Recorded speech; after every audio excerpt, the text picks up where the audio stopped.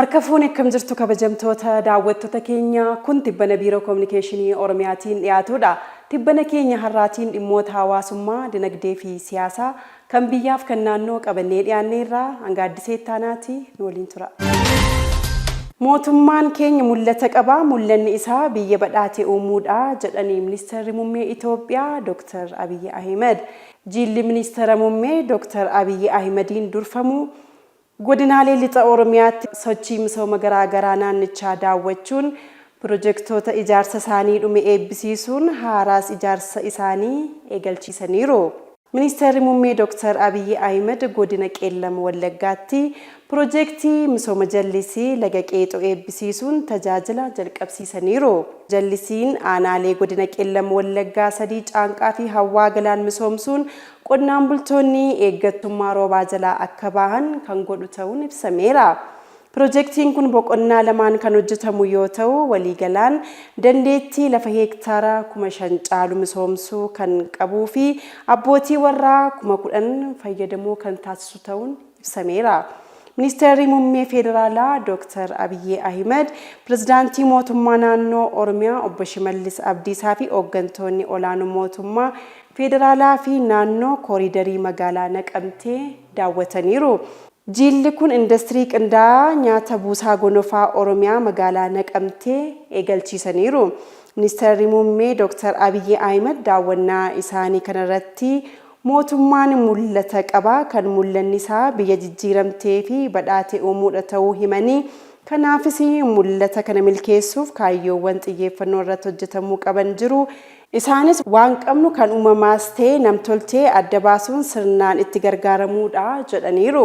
Gaggeessummaan fagoorraa yaadaan dubbiidhaan ibsamu osoo hin taane gaggeessaa piroojeektii jalqabee xumuruu fi irraa fayyadamu aadaa taasifatu uumuudha. Hojimaata fooyyessuu fedhii uummata keenyaa sirriitti adda baasuu danda'uun dhaawwataan rakkoo furaa deemuu akka ta'e ergaa isaanii kan dabarsan torban kana keessa.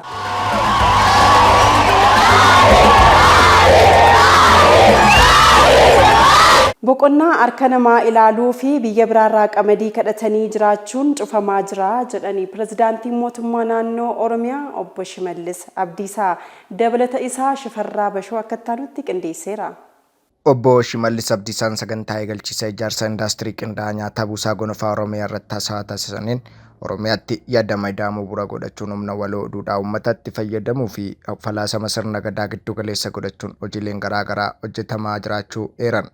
Sirni gadaa kan ittiin dhaadannu qofa osoo hin taane kan ittiin jiraannu akka ta'uuf baroottan darban sirna barnootaa keenya keessa galchuun akka barnootaatti akka kennamu akkasumas daa'imman daa'imummaa irraa eegalanii safuu akka barataniif fi akka qabataniif hojjetameera jedhan. Naannichatti waggoottan darban tajaajila lammummaan manneen barnootaa bu'uura booruu 20 ol, manneen qoricha hawaasaa 660 ol, manneen bulchiinsa gandaa 7,300 ol ijaaramuu eeraniiru. Kana malees naannichatti hojii ashaaraa magariisaa fi misooma sululaa dabalatee hojiileen misooma garaagaraa tajaajila lammummaan hojjetamaa jiraachuus kaasaniiru. Mana murtii aadaatiin humna walootti fayyadamuu fi haqa waloo mirkaneessuuf manneen murtii aadaa aanaalee fi gandootaa hundeessuun hojjetamaa turuu yaadachiisaniiru. Nageenya waloo keenya eeggachuudhaafis gaachana sirnaan hojjetamaa jira jedhan obbo Shimallis Abdiisaan. Buusaa gonofaanis hojii bal'aan hojjetamaa jiraachuu kaasanii buusaa gonofaa dhaabbata miseensa miiliyoona 28 ol qabuu fi qabeenya guddaa horachaa jiraachuu ta'uu ijaarsa indaastirii qindaa'aa nyaata buusaa gonofaa Oromiyaa magaalaa Naqamteetti eegalchiifame irratti dubbatan.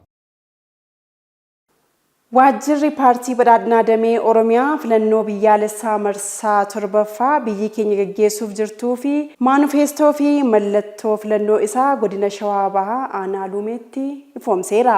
Bissii qamadii fakkeenya ida'amuu tokkummaa, birmadummaa, walabummaa, walooma fakkeenya eebbaa fi badhaadhinaati jedhani.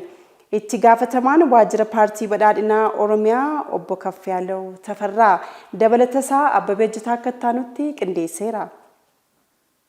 Sadarkaa naannoo Oromiyaatti waajjirri paartii badhaadhinaa damee Oromiyaa filannoo biyyaalessaa marsaa torbaffaa biyyattiin geggeessuuf jirtuu fi manifestoo fi mallattoo filannoo isaa godina Shawaa Bahaa aanaa Lumeetti ifoomse. Itti gaafatamaa waajjira paartii badhaadhinaa damee Oromiyaa obbo Kaffaaloo Tafarraa sagantaa ifoomsa manifestoo kanarratti argamuun haasaa taasisaniin paartiin badhaadhinaa dhimmoota uummataaf bu'aa buusuu danda'an lakkaa'ee deebisuu fi haaluma waadaa galeen waadaa gochaan dhugoomsuun seenaa qabatamaa hojjechaa jiraachuu himaniiru. Sadarkaa diigamuurra jirtu baraaruun mul'ata Itoophiyaa badhaatee ijaaruu qabatee hojii hojjechaa jiruun ijaarsi hidha haaromsaa guddichi xumuramuun milkaa'ina argame itti fufsiisuun oomisha qamadii fi misooma koriideriinis milkiin akka itti fufu gochuun danda'ameera jedhani. Seenaa Itoophiyaa keessatti boqonnaan amma irratti argamnu murteessaa waan ta'eef egeree biyya keenyaa bu'uura amansiisaa irratti ijaaruuf akka hojjetamu dubbataniiru. Waggoottan 5 itti aanan keessatti Itoophiyaa mallattoo badhaadhinaa Afrikaa fi fakkeenya badhaadhinaa addunyaa taate ijaaruuf kutannoon kan hojjetamu ta'uu kaasuun ajandaawwan dhaalaan ce'an wal'aanuu fi carraawwan har'a of harkaa qabnuun ammoo biyyaa fi dhaloota ijaaruuf xiyyeeffannoon kan hojjetamu ta'uu ibsaniiru. Kenna tajaajilaa iddoo tokkotti eegalame cimsuun hawaasni keenya kenna tajaajilaa si'ataa haqa qabeessaa fi iftoomina qabu hawaasaaf kennuuf kan yeroo kamiyyuu caalatti xiyyeeffannoon hojjetama jedhaniiru. Bissiin yookaan nadoon qamadii fakkeenya ida'amuu tokkummaa birmadummaa walabummaa walooma fakkeenya eebbaa fi badhaadhinaa ta'uu obbo Kaffaaloo Tafarraa himaniiru. Adawaan injifannoo yaadama sirna gabroomsuu diiguun ilaalcha walqixxummaa namootaa fi boqonnaa haaraa kan saaqedha jedhanii hoogganaan biiroo koominikeeshinii Oromiyaa obbo Haayiluu Addunyaa. Waltajjiin gumii balal marsaa 49ffaan injifannoo Adawaa irratti xiyyeeffachuun mata duree Adawaa injifannoo waloo yaadannoo waliinii jedhuun bakka hooggantoonni mootummaa hayyoonnii fi keessummoonni garaagaraa argamanitti gaggeeffameera. Gumiin balal marsaa 49ffaan dhaadannoo Adawaa injifannoo waloo yaadannoo waliinii jedhuun gaggeeffame. Biiroon koominikeeshinii Oromiyaa dhaloonni kun injifannoo abbootiin Adawaa irratti galmeessisan mootummaa cimaa fi biyya cimtuu ijaaruun misooma lafa qabsiisuun dabaaluu qaba jedhe. Saganticha irratti kan argaman hoogganaan biiroo koominikeeshinii Oromiyaa obbo Haayiluu Addunyaa akka dubbatanitti Itoophiyaan biyya birmadummaa ishee wareegama qaalii abbootiin keenya kaffalaniin tifkamaa dhufte fakkeenyummaa birmadummaa gurraachotaati jedhan. Dirreewwan gootummaan abbootii keenyaa irratti mul'ate keessaa Adawaan hangafummaan kan eeramtuudha.